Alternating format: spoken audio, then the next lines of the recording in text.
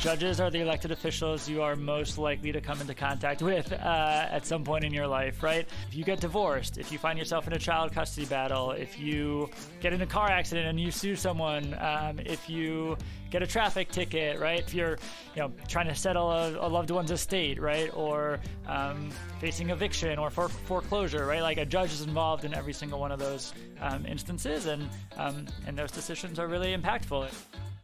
Hello, welcome to the Cloudcast. I'm Alex Nitkin. I will be your host this week. Voting is well underway in Tuesday's Illinois primary election, and turnout has been low, in part because a lot of people are either intimidated or just apathetic about all of the races for little understood but very important offices like Secretary of State, County Assessor, State Legislator, and the most intimidating part of the ballot, and arguably the most important, will be the dozens of judicial candidates crowded at the bottom of that page. For a long time, the only way to be an informed judicial voter in Cook County was to either spend hours doing your own independent research or take the palm card that the Democratic Party precinct walkers put in your hand on the way into the voting booth.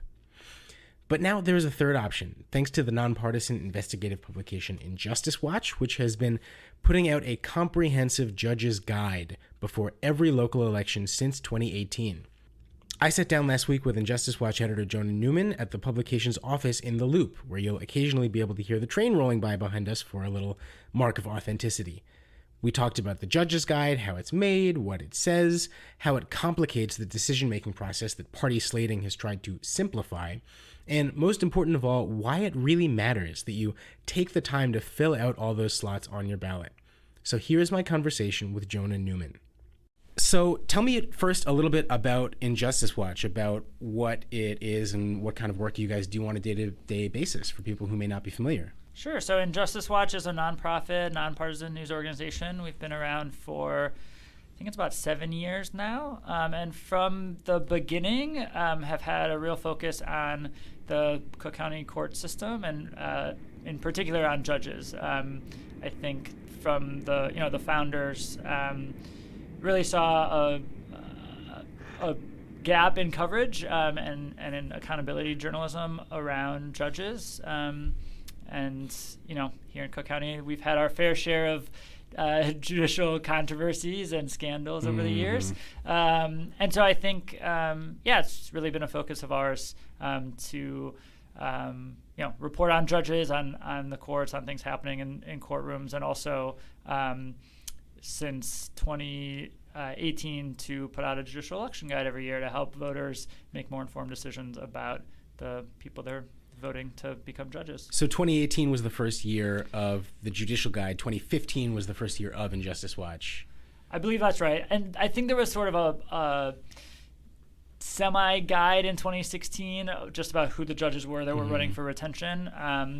But yeah, it's evolved over the years. So, each year we're getting a little better.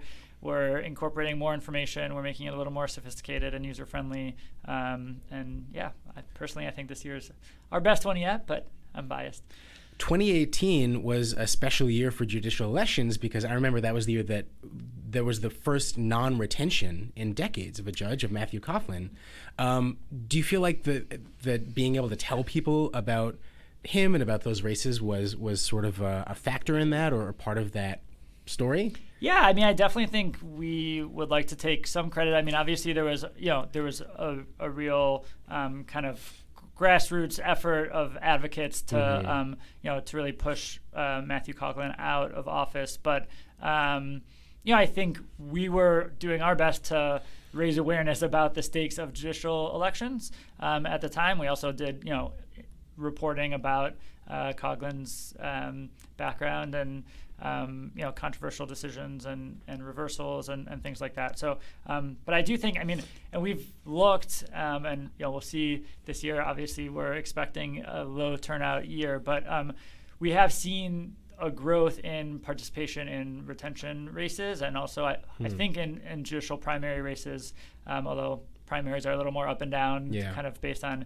whether it's a presidential election year or not. But we've seen growing voter participation in these judicial races, and I would like to think that Injustice Watch, just by creating the atmosphere where explaining that this is an important part of your ballot, that this is these judges make decisions that impact everyday people's lives on a day-to-day basis, and also putting that information out to make it easier for people to vote for judges. I think we've hopefully had a role in that. Definitely. So when you say participation, you mean a degree of people who actually fill it out as opposed to just filling out the top things and then leaving it blank? Right. So we looked, I think the most recent general election retention race in 2020, about 3/4 of people who filled out a ballot at all voted in at least one retention race. And that's been, I think, creeping upward. So there's still 1/4 of people who leave the whole, lower portion of the ballot blank, but I do think there's more people voting in it,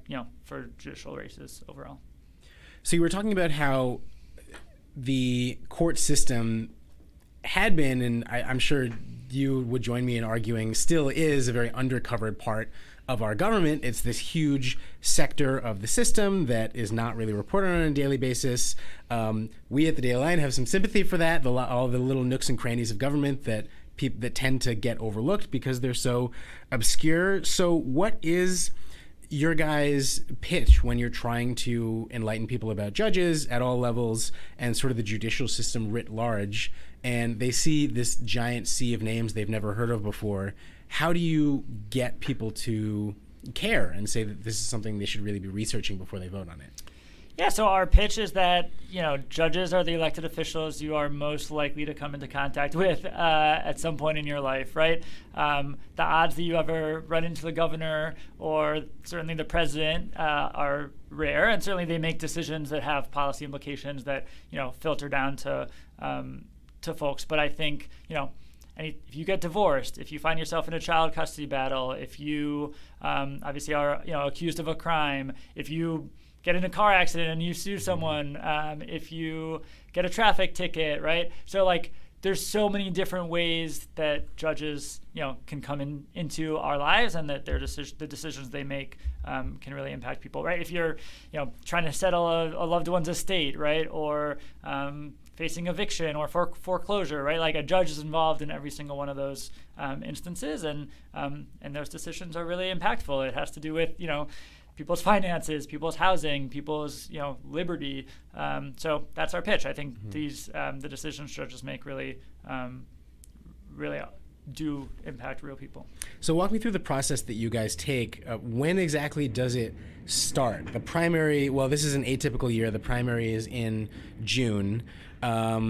So at what point did you guys come together and start in the initial planning stages of this? And walk me through how long that takes to put all of this together, because it's a really comprehensive guide, and what the steps are. Yeah, so we start, honestly, about a year before the election. Some people announce that they're running for judge, that far in advance of the election. Obviously, the actual formal filing period is much closer. But sort of as people start to announce that they're running, or often if someone's appointed to a vacant judicial seat, the chances are good that they're going to end up running for that seat to try to hold on to it. So we start doing some initial research and trying to sort of start to put together a list of who might be running even before people have formally announced that they're running. And we, our staff reporters, and we have interns and residents who over the course of the last year have chipped in on researching candidates, and so that involves looking up news clips about things that they've done, work they've done in the past, looking at the kinds of law they practice and cases they've worked on, looking into campaign finance, who they've raised money from, looking at their community involvement. So this year we reached out ahead of time to sort of a range of people who we know have an interest in the judiciary and in the court system, and said, what kinds of information were we not collecting before that you'd be interested in? And one of the things that kept coming up was, are these folks involved in their communities, and in what ways, right? And so we did our best to, a lot of people put that on their campaign websites, but we did our best to gather that information, verify it, and help people see, this person has been, involved in these nonprofits maybe, or they've done this kind of volunteer work, to try to round out sort of how information about how involved they are in the community. This year we also sent out a survey to every candidate, and I think got like a 60 or 70% response rate. And so we asked questions about, why do you want to be a judge? Tell us about your background and how it has influenced your practice of law. One of the questions was like, judges have all this power that we just talked about. Like, why do you want to have that kind of power? Like, what makes you desire that sort of position of power? And the answers to that one were actually particularly interesting. I think some people sort of pivoted and didn't really answer the question and talked about how being a judge is they want to be a public servant and the importance of public service. But some people really did sort of engage with that question and the idea of the power that judges hold over people. So, yeah, a lot of work, and we put all that together, and then try to make it as user-friendly and accessible as possible. Did any of them say, I would like $180,000 salary job basically as long as I want it for the rest of my life? No one said that. It's a $200,000 plus now, actually. Oh, wow. Yeah, I think the salary has gone up. People do not say that, but I'm sure that is a motivation for some people. I think especially you see, perennial candidates who have run for judge over and over again, and I have to imagine that the payoff of that is what they're after. Because as we're going to talk about, it's burdensome, it's hard, it's expensive, and I mean we shouldn't be too cynical. There are a lot of people who genuinely want to do public service, and then a lot of it, historically at least, has just been about relationships and a sort of quid pro quo. And I'm glad that you brought up involvement in communities as an aspect of these campaigns, because I think that's a huge part of what we see in the Cook County Democratic Party slating process, which I think up until now and arguably still is a really key metric or tool that judges use to get elected. In the old days, it was just if you were slated, meaning if you were one of the endorsed candidates by the quote-unquote machine, the Cook County Democratic Party, you would just pretty much become a judge. Nowadays, it's a little more complicated than that, and there are folks running against the slate, but it's still a very powerful tool. I wonder what kind of judicial system do we get, or have we ended up with, from this kind of insular, traditionally system of the party bosses pick who gets to be a judge? Yeah, that's a great question. Well, I should note, so the party, the party central committee only with a capital P party, with a capital P party only slates candidates for countywide judicial seats. So there are countywide seats, and then there are sub-circuit seats. There's currently 15 sub-circuits in Cook County, right? Geographic districts, just like wards or state house districts.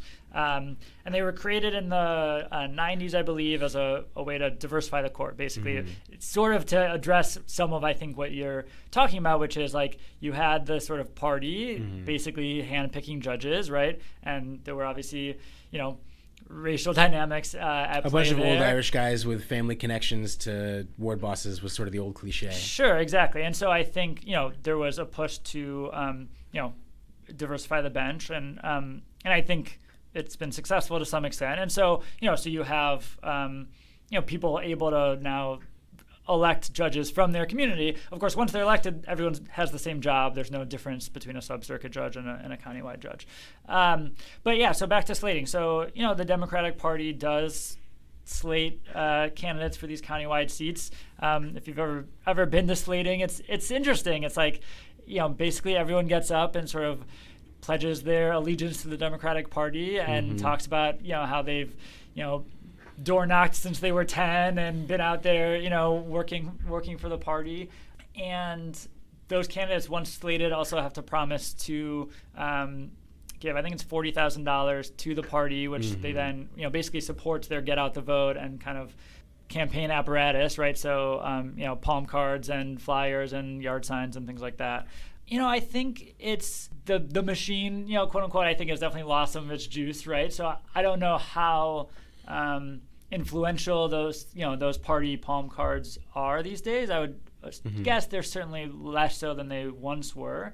But yeah, I do think, just having that apparatus of, I mean, it also, like, the party helps people circulate petitions to get on the ballot, right? They have the lawyers to make sure that you stay on the ballot and, withstand any challenges. So it definitely helps. Which is huge. Definitely helps to have that behind you if you're running for judge. But these are, relatively low, still, even, despite our best efforts, relatively low information races, right? And so I do think, there's a certain number of people who, someone from the party, someone from your precinct is standing outside your polling place. They hand you a palm card when you walk in, and you say, sure, I don't know anything else about these people. Why not vote for the people who the party has recommended? And so I do think it definitely still gives people a leg up.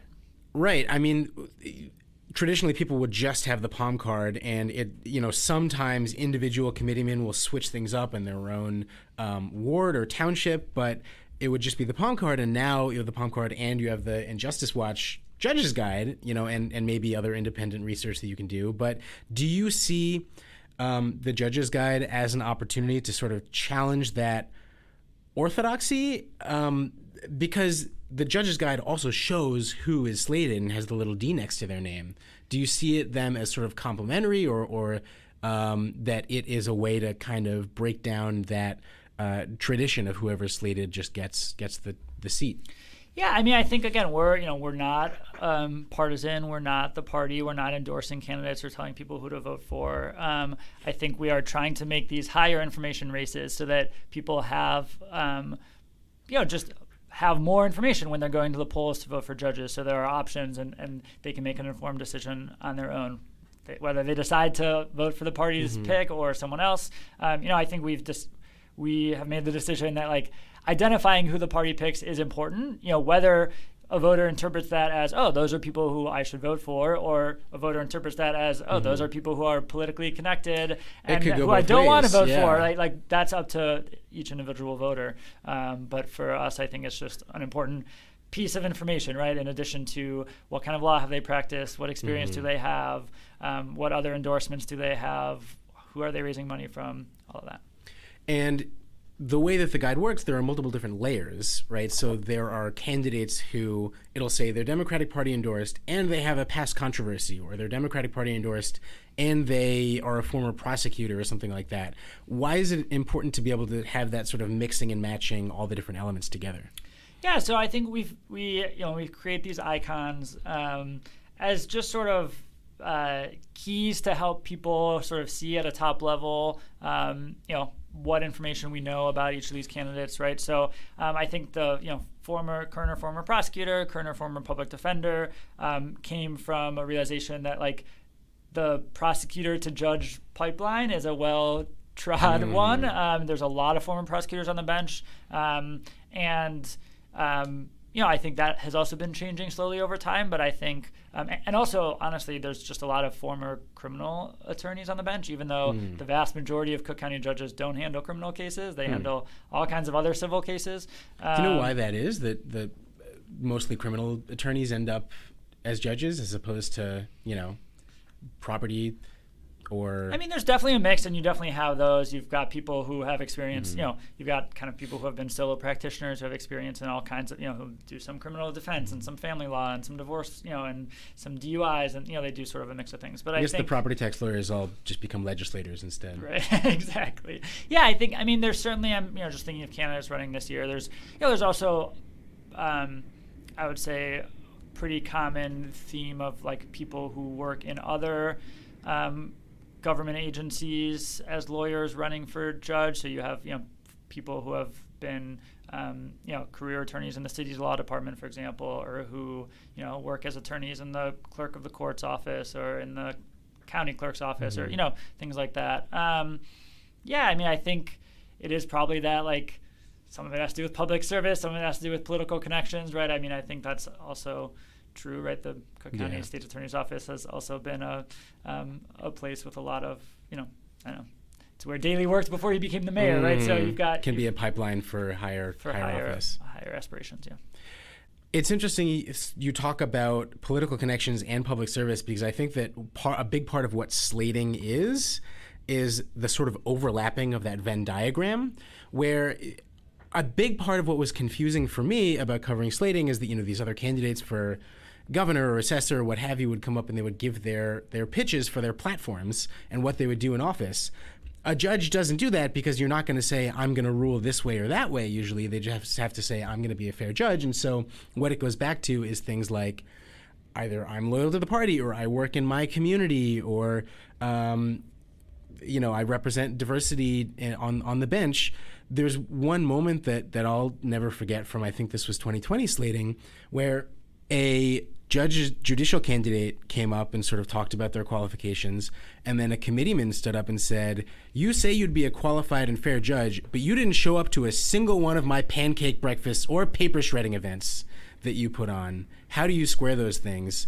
Like, why is that, are they getting at something that like you need to be active in the community and you need to be like talking to local party people, or is it something that is there a value in kind of being detached and being fair that you can sort of see things from a distance? That's a great question. I think there's a lot of things to think about when you're kind of making that choice about who to vote for judge. I think, certainly past experience, what kinds of law have they practiced, how long have they been practicing law, how, the things that the bar associations, which we can talk about, the things they're often looking for are, sort of the depth and breadth of their legal knowledge is something they often talk about, or their legal experience. Have they handled complex cases in a courtroom, right? So there's obviously different kinds of law, and some lawyers go into court all the time and they're arguing cases in front of judges, and some lawyers are, maybe working in in an office where they're, mostly handling administrative type things, or, and so I think, looking at what kind of law and what kind of experience does someone have is certainly important. I do think like community involvement and engagement with those issues. You said they're not going to get up and say, I'm going to rule this way or that way. They actually aren't allowed to, right? Like there's a Supreme Court rule that like judicial candidates and judges can't comment on how they're going to rule in a case, right? Because it's an ethical violation. But I do think, how much do they understand the flaws, frankly, in the court system, right? The discrimination and racial disparities in the court system. Questions like that, I think, are things that you can get judges to comment on. Do they understand the need for more support for people who represent themselves in court, right? Who are often, poor, don't, lack resources, and just, the way that generally the court system has benefited people with resources at the expense of people without them. So I think, looking at all those things, and that was, again, one of the things we tried to do with our survey this year, and with the community involvement, portion of the guide. It seems like there is a little bit of tension then in that people will try to promote community connections or qualifications, and thank you also for bringing us into like how judges are deemed as qualified, because I know that there are a lot of factors that can go into that, and a lot of different agencies that rate them as qualified, so that's huge. I think that we sometimes also see judges try to weave values, if not exactly platforms, into their messages just because it's a political campaign and sort of that's what you do. I'm holding right now a flyer that I got in a sub-circuit that I live in. I'm not going to name this person, this candidate, because they have enough advertising as it is. I was saying before we started recording that basically you can't even see the floor in my apartment building entryway because it's covered with this candidate's flyers, and it says a pro-choice candidate endorsed by Personal PAC, the abortion rights PAC. Is this something that we see with a lot of candidates? Is this something that sort of creeps in, or because it's just hard otherwise to go just on relationships? Are they sort of getting close up to the line of impropriety there? Well, so I think, there are obviously, organizations that make endorsements in judicial races, right? Personal PAC is one of them. They're actually, they don't, a lot like labor unions, right? They'll endorse one candidate per race, right? Say this is the person in this race we think you should vote for. Personal PAC just endorses anyone who sort of meets their criteria for, for values related to abortion rights. And I think so. Just based on their rulings, based on how they've ruled. No, so they actually, I think they send candidates a questionnaire about with a few different questions, sort of about legal precedent related to abortion rights, and sort of ask about their take on those cases, I think. But yeah, you'll see some races where every candidate is endorsed by personal PAC. And I think that's legitimate. Obviously, those endorsements are, it's an election, right? So people are looking for groups to endorse them the same way they go to labor unions, to the FOP, to the Chicago Federation of Labor, to other groups to for endorsements, and then the same way they go to other elected officials, politicians, committeemen, aldermen, state representatives to endorse them. We don't list all of those individual endorsements on our in our guide, just because it would be overwhelming to try to actually. There are so many different groups that are getting involved here, especially on the labor side. Yeah, so we include the Chicago Federation of Labor, which sort of is an umbrella organization of a lot of different labor groups, and they have they do endorse in every race, and they have a system for endorsing a candidate in each circuit and sub-circuit race. So I think all of that is trying to express the judge's maybe values or connections, right? And sometimes those are the same, right? If you're endorsed in the same way endorsements work in any other race, right? Like if you're running for Congress and you're endorsed by Bernie Sanders, like that says something about your politics, right? In the same way that if you're endorsed by personal PAC does, right? So I think that's sort of what they're going for. But again, the prohibition is about commenting on pending or impending litigation or on an issue that could come before them, if elected as a judge. So those can go into, and those questionnaires can talk about your reading of past precedent or existing precedent, or how you've ruled in the past, but not. And that can sort of give you a clue into how you might rule in the future, but you're not allowed to talk about, I would rule this way or that way. Right. You can't say, I would, if a case involving this came before me, I would do this, or if someone accused of theft came before me, I would give them the maximum sentence. Like you can't say things like that. Got it. Let's talk about money then in the race. I just mentioned how this candidate has been absolutely bombarding my neighborhood with mailers, and even went up on TV, which is very rare, especially in a sub-circuit race.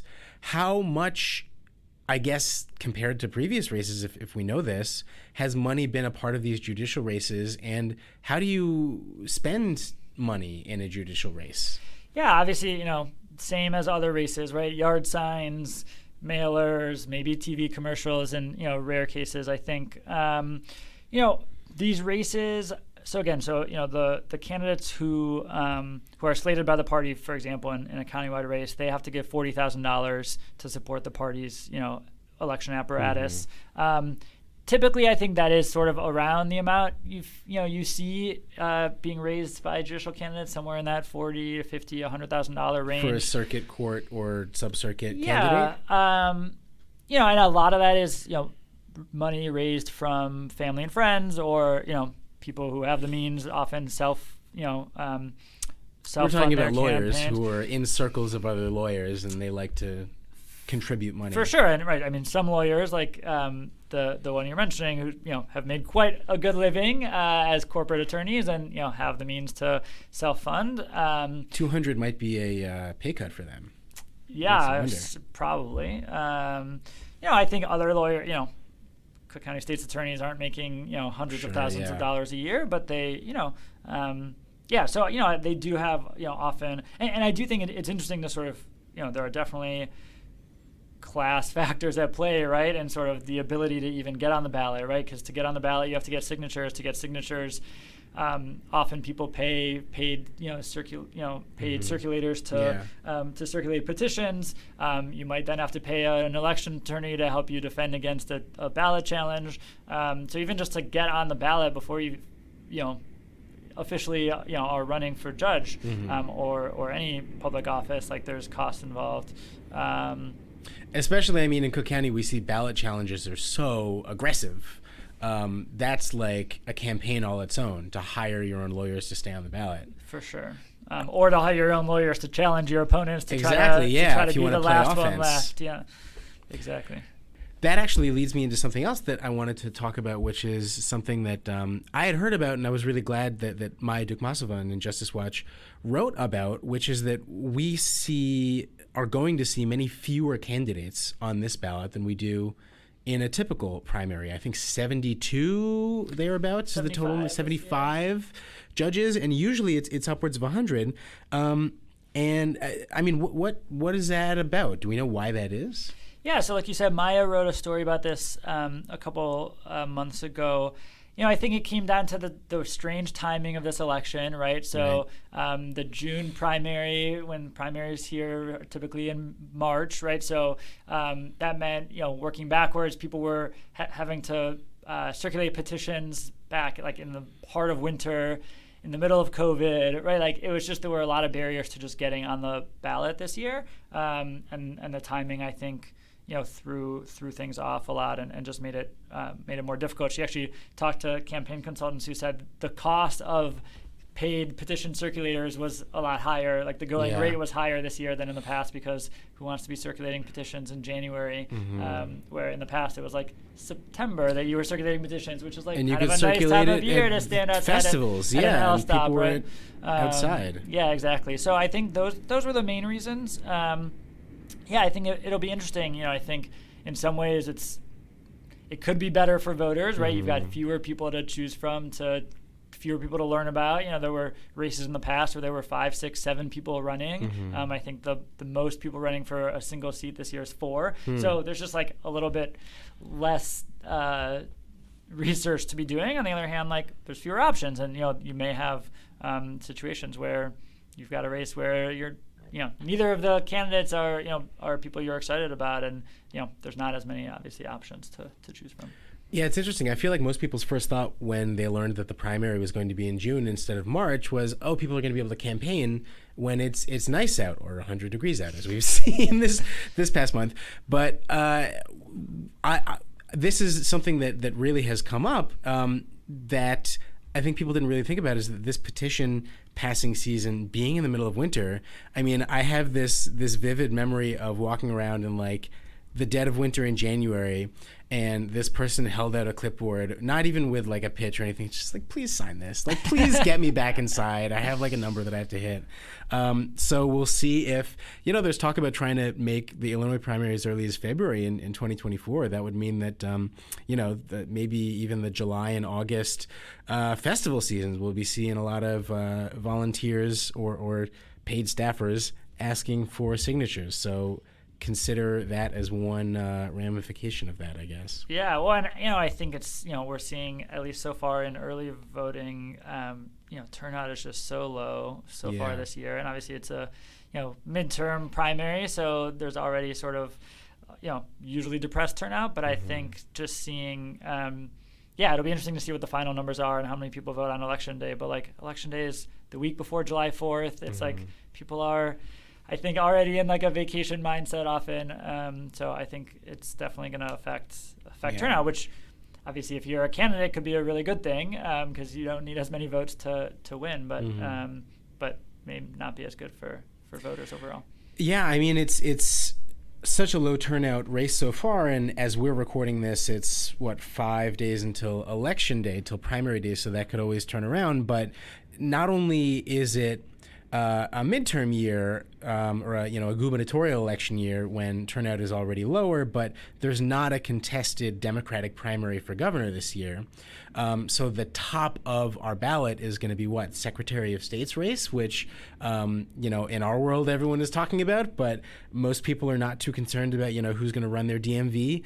So I mean, what do low turnout races mean for down ballot races like judicial races? Yeah, I mean, I think what you'll see, especially in, sub-circuits, it really does not take that many votes to win, right? There's no runoffs in judicial races. So, the winner of the primary, even if it's 50% plus one of the votes, like you win the primary. And in almost every, vacancy, with the exception of one sub-circuit in the northwest suburbs, there's no Republican primary. It's only a Democratic primary, and the winner of that primary is going to run unopposed in the fall. And so I think you're going to see.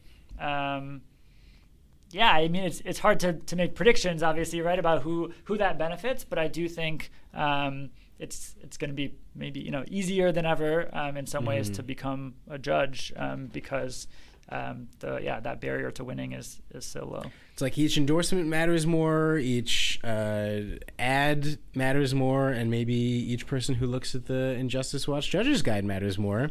I'd like to think that. On that note, how are you guys getting the word out there? You have several thousand printed copies that you've been giving out. And then, of course, it's online, injusticewatch.org/judges. Did I get that right? Yeah. How are you guys getting this in front of people, and what kind of response are you hearing so far? Yeah, so we obviously, the online guide is the kind of most complete version. We also printed a kind of slightly abridged version in print, which we distributed, like you said, 180,000 copies actually, Wow. mostly through partnerships with other news organizations. So you'll find it in this week's Chicago Reader. It was also in the Reader edition a couple weeks ago. We also partnered with the Growing Community Media chain of papers. So that's the Austin Weekly and the some of the papers out in the western suburbs, and then the Hyde Park Herald and Southside Weekly also ran our print version. So, and then in addition to that, we've got we sort of recruited volunteers to help distribute our guide throughout other neighborhoods in Chicago and throughout the suburbs. So we've got there's a fairly new news organization called the Harvey World Herald in Harvey, and they've been dropping copies of our print guide all over town in Harvey, and other folks who have been dropping them at libraries and churches and the Cook County Jail, shops. right? Was that starting in 2020? Yeah, so 2020 we sent our guide to the Cook County Jail for the first time, where there is a polling site where there's a polling site, so people can vote in person in the jail. Because when you haven't been convicted yet, you have your franchise has not been taken away, so they're voters in Illinois. Yeah, and actually, Illinois also, as soon as you are off. Not incarcerated or released from prison, you also get your right to vote back. So I think, so we in 2020, we attempted to send them to the jail. We had reached out to them ahead of time, coordinated. They said, send them to individuals in the jail through the mail, and we'll make sure they get distributed. And then the mailroom, there was some miscommunication apparently, sent them all back. And so that year we fell off a delivery truck somewhere. Well, no, they returned to sender. They marked it as contraband for some reason, and so they sent them all. But they literally all showed up back at our office. Oh my god! And so that was the first time we said, hey, now we have 2,500 guides or whatever it was. Can folks help us deliver them? And so this year we. I think the sheriff's office felt responsible and actually helped coordinate distribution of the guides in the jail, and folks who voted there were able to use our guides this year. I remember that. And then we also again have been trying to distribute them all across Cook County. Recognizing that there's certainly people in neighborhoods that don't have the same digital access as other parts of the city, and so wanting to make sure that we get our guide into as many people's hands as possible. It's just kind of a nice little bit of poetic justice, it seems, that people who are literally in jail can have that power over the people who put them there, right? Well, yeah, I mean, in this case, it'll be people who, eventually might become judges, and in the fall we'll be voting retention for sitting judges. A good time to note, though, that when you vote for judges, you don't get to decide what kind of judge they're going to be. So all kind of first-time judges start first. They go through sort of what they call judge school, or a little a training, and then they all start in traffic court, which is high volume and I guess considered relatively low stakes. And then after some amount of time in traffic court, folks get transferred around. So that's when the chief judge gets to assign judges to the different divisions of of the Cook County Court. So voters don't get to decide what kind of judge someone's going to be. That ends up being a decision made by the chief judge and the presiding judges of those divisions. I see now why it's not allowed for candidates to say something like, I'll throw out all your traffic tickets if I get elected, because that would be a winning strategy, I think. Definitely. All right. Is there anything else that you want people to know about Injustice Watch or about the judge's guide or who's running in this primary? Yeah, again, I mean, I think it's important to note, so, in the primary, you're electing candidates to an open seat, right? Like I said before, in Cook County, because it's so heavily Democratic, the vast majority of people run as Democrats, run in the Democratic primary, and will not face a challenger in the fall if they win. And so, once someone becomes a judge on the circuit court level, it's a 6-year term, and then they run for retention in the fall, which is just sort of a up or down yes/no vote. So if they get at least 60% yeses, they get to stay in office. And like you mentioned at the beginning, that historically has not happened very often. We've started to see it happen more recently. Twice in the past, 30, 40 years? Yeah, and that was in 2018 and 2020. Correct. Yeah. So twice in the last 30 years, a sitting judge has been voted out of office. So I do think these primary elections matter a lot, because once someone is elected a judge, the odds that they're going to be kicked out of office or not reelected are pretty low. And so they're going to get to hold on to that seat for basically as long as they want, until they retire or die or decide to leave office. And so I think I would just encourage people to pay attention, to check out the Injustice Watch Judicial Election Guide. Again, that's injusticewatch.org/judges, and become an informed judicial voter, because I really think it matters. Jonah Newman is editor of Injustice Watch. Thank you so much for coming on the podcast. I appreciate it. Thank you so much for having me. If you're listening to this on Monday, Election Day is tomorrow, June 28th, so do not forget to vote if you haven't yet, either at an early voting site today or at your precinct location tomorrow. And before you do, check your judges. Just like Jonah said, you can go to injusticewatch.com/judges, fill out a sample ballot using their cheat sheet, and then you can print it out and take it into the voting booth with you. If you don't already have a plan to vote, go to chicagoelections.gov if you live in the city, or cookcountyclerkil.gov/elections if you live in suburban Cook County, to figure out how you can make your voice heard. This episode of the Cloudcast was produced and edited by me, Alex Nitkin. Have a wonderful 4th of July, and we'll be back with another episode in 2 weeks.